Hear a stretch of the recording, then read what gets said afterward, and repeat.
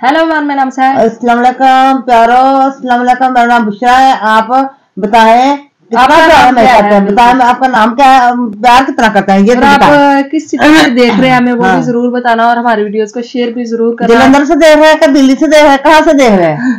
जलंधर का नाम हमको पता नहीं कहाँ से याद आ गया, नजदीक है ना हमारे, इसलिए। बिल्कुल। तो आज की जो वीडियो लेकर आए इस वीडियो में हम आरजे रौनक की वीडियो है, जिसमें हम देखने वाले हैं parliament attack on parliament, PM Modi ji, पता नहीं इस तरह से कुछ टाइटल लिखा हुआ है इस वीडियो में। आपको पता है कि भाई चलने वाले हैं, इलेक्शन होने वाले हैं, तो इस वजह से अभी उसी वाले से वीडियोस आ रही हैं आरजे रौनक जी की भी। तो देखते हैं इधर भी होने वाला है, आपके पास हाँ भी होने वाला है। तो ऐसा करते हैं वीडियो को स्टार्ट कर लेते हैं। पहले चैनल को सब्सक्राइब कर देना। देखते हैं आज की वीडियो। दोस्तों, सयाने लोग कहते थे कि सोच समझकर बोलना चाहिए, लेकिन कुछ कांग्रेसियों का फंडा है कि बस बोल दो, दुनिया समझती रहेगी कि तुमने क्या बोला। यही हाल कांग्रेस के सांसद अधीर रंजन चौधरी का है। एक वक्त पर ये प्रधानमंत्री को गंदी नाली बोल चुके हैं, उन्हें धृतराष्ट्र कह चुके हैं, राष्ट्रपति द्रौपदी मुर्मू को राष्ट्रपत्नी बोलकर उनका अपमान कर चुके हैं, और अब इन्हीं अधीर बाबू ने संसद पर दो मंद बुद्धियों के कूद जाने पर नया धमाका किया है। बजाय ऐसी घटिया हरकत करने वालों की आलोचना करने के अधीर बाबू इन मंद बुद्धियों को बेचारे बेरोजगार बता रहे हैं। क्या बात कर? पता नहीं मंद बुद्धियों से कांग्रेसियों को इतनी मोहब्बत। कांग्रेस समझ रहे हो? समझ रहे हो? रोजाना हम कहते हैं बेरोजगार बेरोजगार। आज देखो वो बेरोजगार आज इस हमले के पीछे एक वजह है। प्रधानमंत्री जी हमें कह रहे थे सदन शुरू होने के समय, बाहर की गुस्सा अंदर मत लाया करो। देखिए हम लोग नहीं लाए, आम जनता उनकी अपनी दिल की गुस्सा अंदर लाने की कोशिश कर रहे हैं। क्या बात है अधीर बाबू, क्या बात है। कुछ समझाने जा रहा हूं, प्लीज जरा ध्यान से सुनिएगा। अगर कुछ पगलैट जिनके ना कुछ आगे का पता ना पीछे का, अगर वो आतंकवादियों की तरह संसद में घुसते हैं, संसद की विजिटर बालकनी से कूदकर सबको टेरराइज करते हैं, स्मोक गन चलाकर दहशत फैलाते हैं, तो बजाय इसके लिए उनको क्रिटिसाइज करने के, विरोध के इस तरीके पर ऑब्जेक्ट करने के, आप उन्हें ही बेचारा बोलकर उनके नाम की मेहंदी अपने हाथों में लगा रहे हो। अगर ऐसा है तो आप में और उन लोगों में क्या फर्क है जो इजराइल के 1100 लोगों की जान लेने के बाद भी हमास को डिफेंड कर रहे थे? बताइए। ये बड़ी अच्छी बात कही है। और चाचा, एक सांसद होकर भी आपको ये बात क्यों नहीं समझ में आती कि आपका कॉज या मकसद कितना भी जेन्युइन क्यों ना हो, आपकी शिकायत कितनी भी सही क्यों ना हो, लेकिन अपनी नाराजगी दिखाने में आप वायलेंट नहीं हो सकते। संसद को देश की सबसे पवित्र जगह माना जाता है। ये वो जगह जहां देश की 90 करोड़ जनता के वोट डालने के बाद 542 सांसद चुनकर आते हैं। हर एक सांसद कांग्रेस संसद में आता है, कांग्रेस डिसीजन से देश का फ्यूचर तय होता है। अब ऐसी जगह दो चार पगलैट जैसे तैसे घुसकर क्योस क्रिएट करते हैं। आप तो कमरा बंद करके मुंह में तकिया ठूस के नाम पर रोना शुरू कर दिए। ऐसा काहे को? क्या बात है सर, क्या बात है सर। उन्होंने जो किया उसके बाद उनके साथ कैसी भी इमोशनल कहानी जोड़कर कि वो तो बेरोजगार थे, उन्हें कब्ज हो रखी थी, उनके पास तो नेटफ्लिक्स का सब्सक्रिप्शन भी नहीं था, इसलिए उन बेचारों ने ऐसा किया, ऐसी किसी बात का कोई मतलब है क्या? बिल्कुल नहीं। बाकी सांसद अपने लॉगिन पासवर्ड दुनिया में बांटते फिरते हैं। आप एक काम करो, अपनी सांसदी मुझे ट्रांसफर कर दो, मैं अपने वीडियोस खत्म करने के बाद दिन में एक बार संसद हो आया करूंगा ना। बड़ी आइडिया नहीं? योगी आ गए, योगी।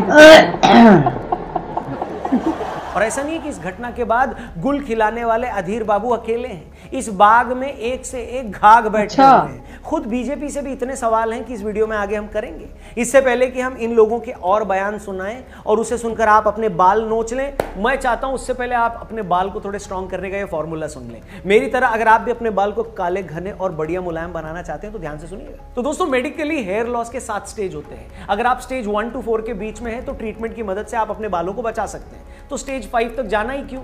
रिस्क लेकर फायदा क्या है? स्टेज 5 में कोई भी तेल आपके बाल को बचा नहीं पाएगा, पर स्टेज 5 से पहले ट्राया आपको जरूर बचा सकता है। मैंने पहले भी बताया कि ट्राया की फ्री हेयर टेस्ट है जो आपके हेयर फॉल के रूट कॉज को बताएगी और फिर कस्टमाइज किट देगी। देखते ही देखते 5 महीने में रिजल्ट आपको दिख जाएगा। ट्राया को 2.5 लाख से भी ज्यादा इंडियंस ने ट्रस्ट किया और 93% कस्टमर्स ने रिजल्ट भी देखा है।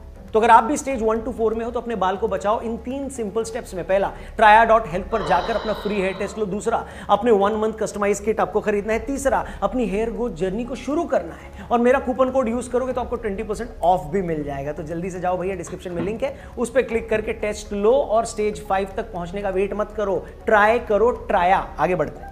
आइए फिर से लौटते हैं मेन मुद्दे पर। दोस्तों, जिस दौरान मैं ये वीडियो रिकॉर्ड कर रहा हूं, खबर ये है कि इस हमले का मास्टरमाइंड ललित भी थोड़ी बहुत कूद फान मचाने के बाद पकड़ा गया है। इस तरह इस मामले में अब तक कुल 5 लोग पकड़े जा चुके हैं और सच कहूं तो मेरी इनमें से किसी से भी कोई हमदर्दी नहीं है। ये वही लोग हैं जिन्हें ना क्रांति का कुछ अता पता है, ना खुद इनको कुछ आता जाता है, इतना हुनर भी नहीं है कि कोई इन्हें ढंग की नौकरी दे दे, मगर फिल्में देख देख कर इनमें चवेरागिरी का भूत सवार हो रखा है। इनको लगता है कि हाँ ये वाला प्रोफेशन अच्छा है। जैसे छोटे बच्चे हीरो बनने के लिए बाजार से स्पाइडरमैन वाला सूट ले आते हैं, इनको भी जब हीरो बनना होता है तो ये बाजार जाकर क्रांतिकारी वाला सूट ले आते हैं। अत्याचार नहीं चलेगा, महिलाओं पे अत्याचार नहीं चलेगा। सच कहूं तो मैं पढ़ना ही नहीं चाह रहा था कि कौन क्या कर रहा था इनमें से, किसके पास नौकरी थी या नहीं थी, कौन किस बात को परेशान था। भैया एक मिनट यार, ढंग की नौकरी ना होना, लाइफ में परेशान होना, कब से कोई रीजन हो गया वायलेंस करने का? अगर बेरोजगार या परेशान होना वायलेंस का रीजन होता तो आधी दुनिया सड़कों पर आकर एक दूसरे के गर्दनें नहीं काट रही होती। ये कुछ नहीं है, सिर्फ और सिर्फ नाखून कटवाकर शहीद बनने की कोशिश करने वाले लोग हैं। ये वो लोग हैं जिन्हें अपने साथ क्रांतिकारी का तमगा भी लगाना है और करना भी कुछ नहीं है। वरना क्या कोई सेंस है जो इन्होंने किया है? किस काम को इन्होंने किया बताइए? कोई नहीं, कोई नहीं। 2 बंदे संसद में कूद गए, 2 छपरी बाहर नारे लगा रहे हैं, एक छपरी चिंदी चोरों की तरह यहाँ वहां भाग रहा था। कुछ नहीं भाई, इनको भी पता था कि इतना भर कर लेने से इन लोगों की टीवी और अखबारों में जो कि आ भी गई। 2-4 घंटे थाने में इनकी बेल्टा बेल्ट पिटाई होगी, जो कि हो भी गई होगी शायद। तो 4 घंटे की पिटाई के बदले में इतना फेम मिल जाना कोई बुरा सौदा तो है नहीं। अब तक इन छपरियों को इनके गली मोहल्ले के लोग भी नहीं जानते थे। हो सकता है अपने घर में भी अपना आई कार्ड पहन के घूम रहे हो, लेकिन अब पूरा देश इन्हें जान गया। और भारत में ना आज एक रिवाज भी बन गया है, आप कुछ भी बोलकर सरकार को गाली दे दो, आपके साथ 500 आदमी इकट्ठा हो जाएंगे। इन लफड़ियों के साथ भी यही हो रहा है। किसी को घंटा कुछ नहीं पता ये लोग कौन है, इनका एजेंडा क्या है, ये चाहते क्या है। इन्हें बस ये समझ में आ रहा है कि अच्छा संसद में घुसे हैं तो मोदी सरकार से नाराज होंगे, इसलिए इन्होंने जो किया होगा सही बता दो, जो कहा उसे सही बता दो, इनको बेचारा घोषित कर दो। इसीलिए अधीर रंजन ने जो कहा सो कहा। उन्हें लगा इसे टेररिस्ट अटैक बताने के बजाय आम आदमी का सरकार के खिलाफ गुस्सा बता देंगे तो घटना का ज्यादा अगर अधीर बाबू ये भूल गए कि ऐसा करके वो संसद पर अटैक करने को जस्टिफाई कर रहे हैं क्या? इसीलिए प्रमोद तिवारी बोल रहे हैं कि सरकार लगता है दूसरा पुलवामा करवाना चाह रही है। ये प्योर स्टूपिडिटी है और कुछ भी नहीं है। लोग मैं पूछता हूं, अगर आपके कोई इशू है भी और आपने सोच लिया है कि चलो हम इस तरह संसद में घुसकर लाइमलाइट लेंगे, अगर ऐसा सोच भी लिया है तो मैं पूछता हूं कि इन लोगों ने 13 दिसंबर की ही डेट क्यों सिलेक्ट करी? क्या इन फर्जी क्रांतिकारियों को किसी ने यह नहीं बताया कि इसी दिन 2001 में पाकिस्तानी आतंकियों ने हमारे पार्लियामेंट पर अटैक किया था? अब मेरी समझ से परे है कि इसी दिन पार्लियामेंट में घुसकर ये लोग क्या प्रूव करना चाह रहे थे? क्या ये अपनी तरह से मतलब जो लंपट खुद को देशभक्त बताकर आम आदमी के नाम पर संसद में घुस रहे हैं, वो उस दिन ये काम क्यों कर रहे हैं जिस दिन पाकिस्तानी आतंकियों ने हमारी पार्लियामेंट पर हमला किया? कितने लोगों की मौत हो गई? क्या कोई लॉजिक है इसके पीछे? क्या कोई सेंस है? मेरे को तो नहीं समझ में आ रहा। आपको समझ में आ रहा है तो कमेंट करके बता दो। और तो छोड़ो, वो लोमड़ी के मुंह वाला गुरपतवंत सिंह पन्नू, वो भी 1 महीने से यही बोल रहा था कि 13 दिसंबर को देखना इंडियन पार्लियामेंट में क्या होगा। और देखो क्या हो गया। जिन लोगों को नहीं पता उन्हें बता दूं कि अब इसी पन्नू ने इन 5 छपरियों को इनाम देने का ऐलान किया और ये भी कहा है कि इनको किसी तरह की भी लीगल मदद की जरूरत है तो वो भी। तो क्या माना जाए? वो पन्नू जो भारत के टुकड़े करना चाहता है, भारत की दिल्ली पंजाब को खालिस्तान बनाना चाहता है, क्या ये सारे लोग उसके मुझे लग रहा है कर रहे थे? अगर सच में ऐसा है तो सोचो ये कितने शर्म की बात है, कितने शर्म की बात है, खासकर उन लोगों के लिए जो इन्हें बेचारा बेरोजगार बताकर इनके नाम का टैटू अपनी कमर में गुदवाकर 2 दिन से गिद्दा डाल रहे थे। और बीजेपी वालों से भी मेरे कुछ सवाल हैं। गजब के हो यार तुम लोग, गजब के। संसद में घुसने वाले उन दोनों लोगों के पास तुम्हारे सांसद के नाम से बने, चूक तुम्हारी सरकार से हुई और मामला उठाने पर निलंबित किया तुमने विपक्ष के 15 सांसदों को। बहुत बढ़िया। महुआ मोइत्रा का लॉगिन किसी और ने यूज कर लिया तो तुमने उसे संसद से निकाल दिया और यहां तुम्हारे एमपी के नाम पर पास लेकर लोग संसद में बंदरों की तरह गुलाटियां मारते फिर रहे हैं और तुम्हारे सांसद का ही किसी को पता नहीं। सच में अगर ये सांसद किसी और पार्टी का होता ना तो अब तक तुमने ही उसको कुतुब मीनार की छत पर नंगा करके मुर्गा बना देना था, नहीं? दूसरी बात, नया संसद भवन बनाने में सरकार ने कितने पैसे लगा दिए, मगर संसद की सुरक्षा में लगे गैजेट्स आज भी बताया जा रहा है 19 साल पुराने। क्या बात है। ये तो वैसे ही हो गया कि कोई कंपनी 1 करोड़ की लग्जरी कार बना दे मगर उसमें एक भी एयरबैग देना भूल जाए। सच में गजब ही कर दिया है। मतलब सरकार को ये लगता है कि सांसद ज्यादा हो गए तो नई संसद होनी चाहिए, नए वक्त में नई इमारत में जाना चाहिए जिसमें भारत की पहचान दिखे। ये बस समझ में आता है और हमने तो इसी चैनल पर उसके लिए सरकार की तारीफ भी करी थी। मगर ये कैसे हो सकता है कि नई संसद बनाने में करोड़ों रुपए लगा दें मगर इसकी सेफ्टी के लिए एक नया सेफ्टी इक्विपमेंट न खरीदो? और तो छोड़ो, भास्कर में छपी एक रिपोर्ट के हवाले से बताया गया है कि पिछले 10 साल से संसद में एक भी सिक्योरिटी स्टाफ की भर्ती नहीं हुई है और अब भी सुरक्षा कर्मियों के 150 पद खाली। ये भी मेरी समझ से परे है कि सिक्योरिटी जैसे इंपॉर्टेंट डिपार्टमेंट में इतने पद कैसे खाली रह सकते हैं। ये कोई क्लेरिकल काम तो है नहीं कि चलो काम चला लेंगे। अरे भैया, सिक्योरिटी के लिए जितने लोग चाहिए वो तो लगेंगे ही ना, उसमें भी कोई कैसे एडजस्टमेंट कर सकता है। वो भी तब जब आप जानते हैं कि पाकिस्तान बैक टेररिस्ट हमेशा किसी मौके की फिराक में है। वो भी तब जब पन्नू जैसे सुबह शाम कोई ना कोई धमकी दे रहा है। वो भी ऐसे समय में जब खालिस्तानी एलिमेंट्स फिर से एक्टिव हुए पड़े हैं। और जब मैं ये सारी चीजें सोचता हूं ना, तो मुझे लगता है भला हो इन फर्जी क्रांतिकारियों का। इन्होंने जो भी किया, जैसे भी किया, कम से कम हमारी पार्लियामेंट सेफ्टी की पोल तो खुल गई।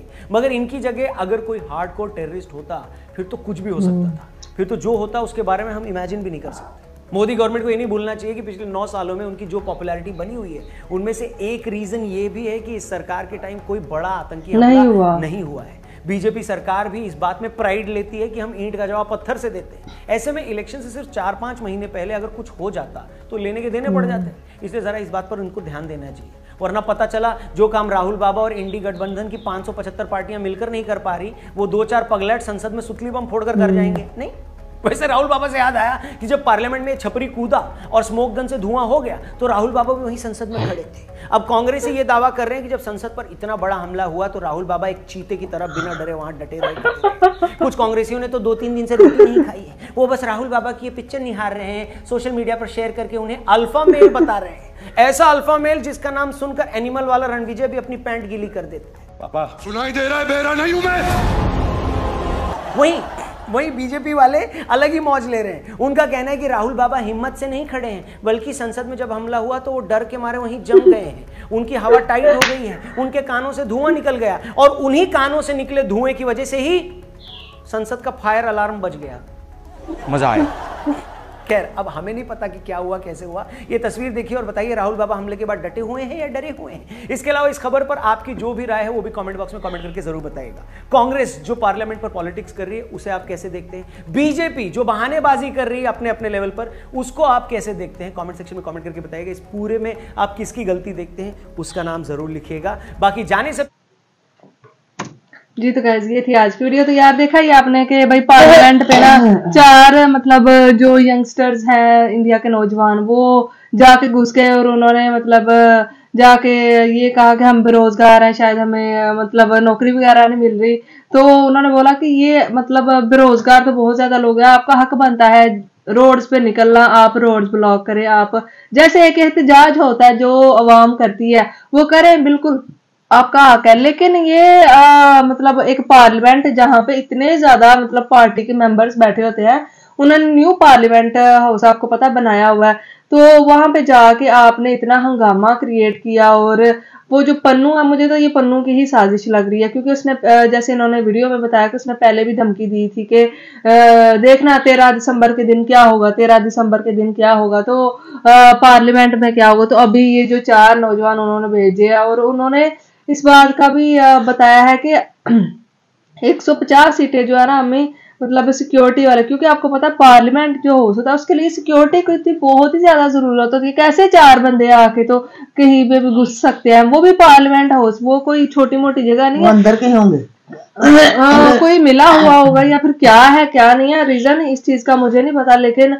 यार 4 बंदे जा किस तरह से घुस गए और ऊपर से ऐसे उछल उछल के जा रहे हैं, तो ये एक बहुत बड़ी मतलब सिक्योरिटी पे सवाल उठाया जा सकता है। जो बीजेपी है ना उन्होंने ये बनाया, तो दूसरे पार्टी मेंबर ये बोल रहे होंगे कि यार ये जो है उन्होंने कोई भी मतलब सिक्योरिटी का इंतजाम नहीं किया हुआ, यहाँ पे क्या मतलब ऐसा सिस्टम है जो कोई भी इंतजाम ही नहीं है कि 4 बंदे ऐसे ही घुस के आगे अंदर। और अगर फर्ज करें हमलावर होते तो फिर क्या होता, वो पार्लियामेंट हाउस ही उड़ा देते या फिर क्या कर देते।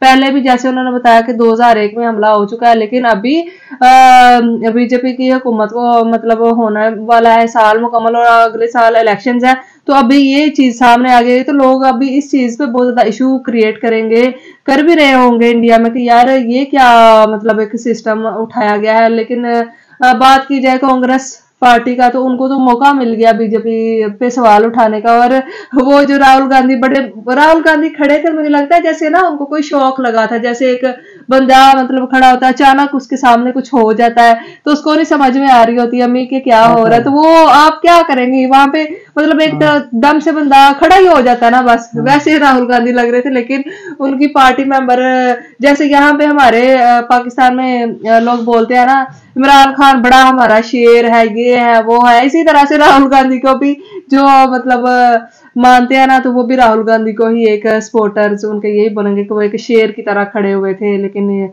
यार वैसे एक जो भी हुआ ये बहुत ज्यादा गलत हुआ, और पॉपुलैरिटी वाकई में अगर हासिल करनी है तो ऐसा कुछ कारनामा कर दो कि जिससे आपको बहुत ज्यादा पॉपुलैरिटी मिल जाती है। वैसे तो लोग सारी सारी जिंदगी लगा देते हैं तो फेम नहीं मिलती, तो इस तरह से कोई कारनामा सर अंजाम दे दो। तो अभी देखो उनकी हर मीडिया पे इन 4 बंदों की तस्वीरें आ रही हैं, तो ये मुझे नहीं लगता कि कोई बड़ी फखर की बात है, इंसान अपने आप पे फखर महसूस करे। ऐसी फेम तो मुझे लगता है किसी काम की नहीं होती जिसमें इंसान बदनाम एक हिसाब से हो जाता है, जो अपने कंट्री का नाम खराब करे दूसरी कंट्रीज के सामने। अभी पाकिस्तान में बैठे लोग भी बातें सुना रहे होंगे, दूसरी दुनिया के भी लोग, कैसा एक इंतजाम इनका था कि जो मर्जी आके घुस गया और जो मर्जी, और उन्होंने वो जो क्या स्मोक वगैरह फैला दी और क्या कर दिया, जैसे पता नहीं क्या होने वाला था। वहां पे बैठे सभी लोग डर गए होंगे एकदम, तो यार कोई शायद दहशतगर्द तो नहीं घुसाया, ऐसा फील हुआ होगा उस टाइम पे। पता नहीं क्या हालत टाइट हुई होगी, लेकिन गलत हुआ जो भी हुआ। आपकी क्या राय है इस हवाले से, इसमें गलती किसकी है? मुझे तो लगता है सिक्योरिटी वालों, मतलब सिक्योरिटी नहीं थी इतनी टाइट, इस वजह से ऐसा हो पाया। अगर सिक्योरिटी होती तो कोई तो किसी की जरूरत नहीं होती एक कदम आगे रख पाए। तो मुझे तो ये लगा, आपको क्या लगता है प्लीज कमेंट बॉक्स में बताइएगा। अपना ख्याल रखिएगा बहुत ज्यादा, फिर मिलता है कौन दिन है।